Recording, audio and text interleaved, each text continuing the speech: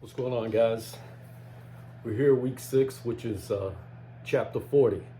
Where we left Joseph last time, he was in prison, and where we find him now is in prison again. Now, what I gleaned out of chapter 40, after you read it, or if you've read it already, you probably you'll get a good idea of why these things stood out to me.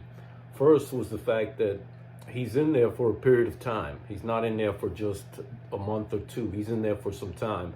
And it says that the Lord was with him. So much so that the people around him, like the one that was in charge of him, noticed it and put him in charge of everything inside the prison. The same as Potiphar did when Joseph was in his home. So we see that that only happens when your focus is on God. Because you're not focused on complaining. You're not focused on how you've been wronged, and you're not focused on waiting. That's not your primary focus. Your primary focus is, I'm here. Let me make the best of it. So that's what's happening with Joseph. He's making the best of it, and he's hanging on to God, which is the only thing he can hang on to.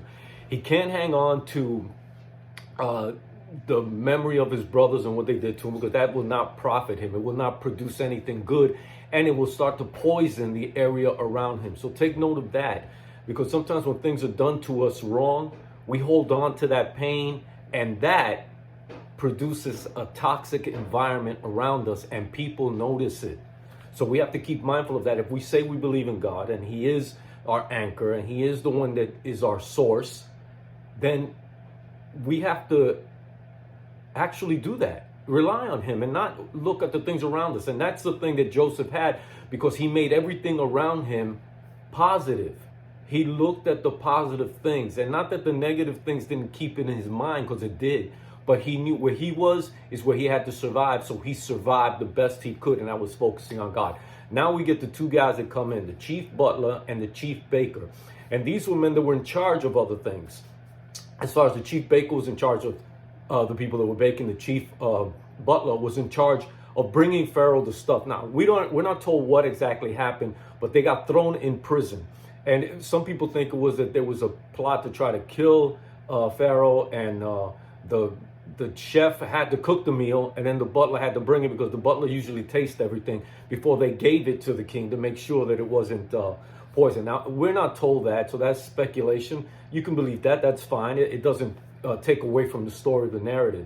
So they are put in prison, and it says that they're put in there for a season of time. So they're not there for a couple of months either. He's there for some time, Joseph is, and then they're brought in because of the Pharaoh was, I guess, upset with them and trying to figure out what the problem was that was threatening to him. So he put them in prison till he could sort it out. So, and we know that because if he would have known who was guilty, he would have killed them both. It wouldn't have been a hesitation to try to figure anything out. So Joseph is put in charge of those two guys. So they're in there for a period of time, and Joseph gets to talk to them and gets to know them, so much so that when he comes in there one night or one day, and he knows that their mood has changed. Again, when things happen to you, people can figure it out and notice it. So he notices it, and he says, what's going on with you guys? And I'm paraphrasing. What's going on with you guys? You seem down today. And they tell him, we've each had a dream. So apparently they were discussing it back and forth, and they couldn't figure out what it was. It's interesting to me because there's a lot of parallels here between Jesus and Joseph. One of them is that Jesus was put between two thieves, and one of them got right, the other one didn't. And Joseph is here with two that are convicted of something, and they're in prison. I just thought that was interesting. The other thing is that the dreams that they tell him, like the butler is the first one to tell him the story, and Joseph interprets it in the now. And what do I mean by that? Is that when he told him that, he believed it so much that the minute he stopped telling him about his dream, he says, yeah, and when you get put back in place in 3 days, when you get put back, tell Pharaoh about me. See, he still hasn't forgotten. His attitude isn't showing that, though.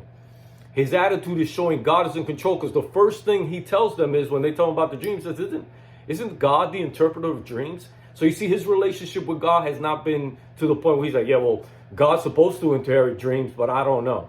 because look at what he did to me. Look at where I'm at. If he's so powerful, none of that. He's like, whatever God's doing, God is in charge. And because he's in charge, I can rely on him. I can trust him. I can rest in whatever's going on is okay because God is still with me. So he tells him that you're going to be restored. And when you're restored, remember me. And tell Pharaoh that I was a slave and they brought me here. And then I got put in prison and I didn't do anything wrong. All of these are factually true. But God is the one in charge, so you rest in him. Forget about you've been wronged. Forget about that you haven't done anything to deserve what you got. Forget that. Concentrate on God, because that's what keeps you happy. That's what keeps you joyful. That's what keeps you believing. And these are the three things about Joseph. That having faith makes you faithful. He was faithful to Potiphar. He was faithful to the guard that was in charge of the prison. He was faithful, and faith brings that, not your circumstances. Believing in God brings you faithfulness. It also makes you kind. He was kind to these men.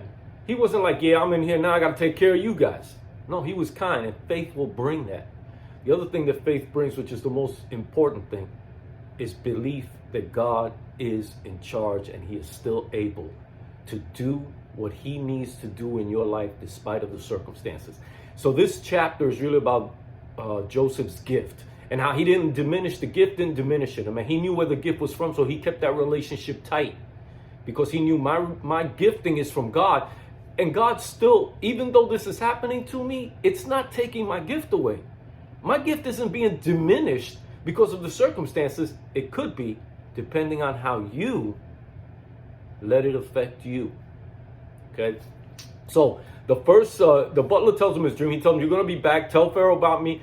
He believes it's going to happen so much. He's telling him, when you get there, tell him so that they can come get me out of here. Then the chef thinks, the chief baker thinks, okay, I'm going to tell you my dream. His didn't turn out as good. His was like, in 3 days, they're going to cut your head off. Now, Joseph didn't know that in 3 days it was Pharaoh's birthday, because that's what released these men. In 3 days, it says it was Pharaoh's birthday. Pharaoh brought them out. Apparently, he figured out who was the culprit in whatever had happened. And the butler wasn't the one. It was the chef. So he had him killed and he restored the butler. Now, this is the bad part. Seemingly, the butler gets freed. He goes back and it says, it's the last chapter of the verse. He forgot all about Joseph. He didn't go back and say, hey, Pharaoh, by the way, I got this guy in here. He forgot all about him. Now, who do you think made him forget about him? I got my theory. God. Why? Because this is God's plan. The other thing is that Joseph was still remembering something that he wanted to get back to. And he needed to forget that because he mentions my brothers and my father's house. I want to get back. That's where I'm supposed to be. No, that's not where you're supposed to be. Because if he would have mentioned it and he would have got freed, he would have gone straight back home. And where would he have been when Pharaoh needed his dream interpreted? You see, God said, I'm going to keep you in prison because when Pharaoh needs you, he's going to know exactly where you are. Right in here. The next chapter 41, we're going to find out that this was 2 full years. That's hard, man. That's hard. That you tell the guy, you see the gleam of hope. And some of us have had this where we think, oh, the plan is this, and this. I'm getting out. And all of a sudden, no, that's not it. It was a glimmer of hope, but no, that's not God's plan. We can never figure out God's plan. That's why we just have to stay with God. Just depend on him. Stay with him. Rely on him. Focus on him. That's my time, guys. So that was chapter 40. Chapter 41 is coming up next week. And as always, if you have any questions, just put them in the comments below and I'll answer them back for you. All right, guys, remember to stay strong, stay focused, stay encouraged, and stay safe. God bless.